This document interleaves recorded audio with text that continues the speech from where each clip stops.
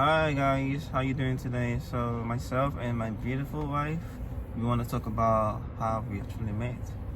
It's a really amazing experience, you know. Yeah. So I guess we actually we met, not I guess. So we met on the ship, and so before we actually met, I was kind of like busy with life, going to school, and all the stuff. I was really praying for God to give me a wonderful wife. In which I didn't know I was gonna meet such an amazing woman right here. So first time I came to the ship, and it happened so funny. Like first time I saw, for no reason, I had this urge to want to talk to her. I was like, why is anybody not helping out to show her around, the shape and all the stuff? And I was like, you know what? Let me just use the opportunity to just say hi. For some reason, my heart was just telling me to just talk to her, right? Then I was like, hey, how you doing? She was like, she's good. This, that. Then I was like, okay. Then from there I was like, if you need any help to know what's going on the ship, just let me know and all that stuff. I had no reason why I'm saying that to her. I was just having that feeling to want to say it, right? Then I was like, okay, this and that. Then the next day, whenever I see her, hey, hi, how you doing? This and that. Then it got to one point, my heart was just like telling me that, why don't you just try to like ask her on the date and all the stuff. In my head I was really frightened though. My mind, like I was having this different mind. My mind was like saying, oh nice, too early. This other man was like saying, you can talk to her, she's cool, this and that. Because for me, I don't really know my wife like that. But I was like, okay, let me just try. Because I used to, when it comes to talking to females, most times like I'm shy a little bit, in a good part. I'm shy a little bit. Then I was like, okay, let me talk to her. And then from there, I spoke to a friend to help me get a number. I was supposed to do that, but I was like, if I get a number first, I don't want to look like a weirdo or act like a weirdo. She'll be like, this guy just met me and he's asking for my number. So I was like, I was trying to avoid that embarrassment, right? And my friend of mine was like, okay, he took a number. Then she actually introduced me and my lovely wife right here. Then from there we started talking, and ever since then, my life has been beautiful. This has always been what I've been waiting for, to find somebody that's really amazing. Somebody, even if we have our up and down, but the most important thing is that we understand the reason why we're together. That's just how life is, guys. One thing that you all gotta understand is you'll never find no perfect person. Don't wait for God to give you a perfect partner, because it's never gonna happen. God will only give you a woman or a man in which you're able to handle. That's just how life is. You are the one that's supposed to try to make your partner be who you want your heart to be. That's just how it is. If you want your partner to be someone that is courageous, talk to your partner, encourage he or her, whatever the case might be. You just start from there. Yeah. So you want to say something, babe? So that's his part of the story. Here's my part of the story of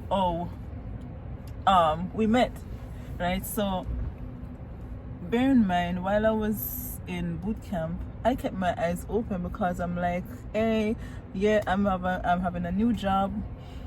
I was just aligning things together. I was like praying. I've been fasting. I've been like putting myself out there, let them know that I'm single.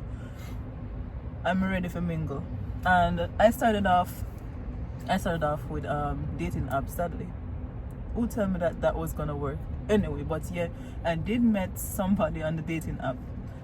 But they were Jamaican, but because I was joining the military, he was saying that I'm gonna be too far away and whatever. So yeah, that wasn't working out. So while I was at boot camp, I kept my eyes out. I was looking, I'm saying that, see if I see no eligible bachelor, but I don't see nobody, really and truly, in my division who have over 80 people in there. Well, for the male it was like over 40, or I don't remember how much it was. No, 60. I don't remember, but yeah. Anyway, I've been praying in the background. So after boot camp, I went to A school, look around, but in my heart, like, I hear this still small voice whispering, saying to me, like, your husband is on the ship, your husband is on the ship. And I'm like, oh, I was just telling myself, I can't wait to go on the ship because my husband is on the ship. And I believe that my husband was actually on the ship. Anyway, after I left A school, I felt like, oh, I'm going to stray away from the point. And I felt I started talking to somebody, but I realized that we weren't aligning. This person was in the military as well, but that was not my person, because deep down in my heart I know that, well, my husband is really on the ship. So when I met him and I get to understand that, well, the person that he get to ask me for my number, she told me about him. I think she said him well. She talk about some good stuff, and she really talk good stuff about you, and that really was, you know, that draw my attention to you. And every time I come on the ship, and I'm on, because he was working in the kitchen at the time, in the galley, in the galley, right? In the galley, yeah. He was doing, what you call it? Cranking, FSA. FSA. Yeah, so it was like, sometimes they take people from different divisions to do work. So he was cranking. I didn't know he was cranking. I thought he was a CS, because I told somebody that, hey, I met a guy, he's a CS. So she really, anyway, I was looking for him. I was looking to see if he's gonna talk to me or say anything to me, and he didn't say nothing to me. And every time I come in the galley, I'm looking back at him. every time I come to have breakfast, lunch, or dinner, I'm looking to see if I see this guy. And every time I see him, I'm stretching my neck to see if I can get some eye contact. Oh boy. Anyway, it wasn't going nowhere. And then, you know, I just continued praying. You know, but that was that Sunday though, that particular Sunday, I went to church. But I went to church, I was so broken. So much, like, I after service, the altar call, I went to the altar and I was like praying, but there was no word in English that could come out my mouth. It was just tears, and they said that tears are language that only God understands. And I was just crying. I knelt down, and I know every day me go to church, I kneel down on my knees. I should be very much more humble than that, but I'm not so humble sometimes. And I went down on my knees, and I was just, you know, I changed my posture. I changed everything about me. It wasn't just about myself anymore. I was just giving up to Jesus. I said, Lord, I left it to you. And I was like praying, and people were just coming to me, and they were just praying with me. One thing I love about my church here in Norfolk, it's Chesapeake.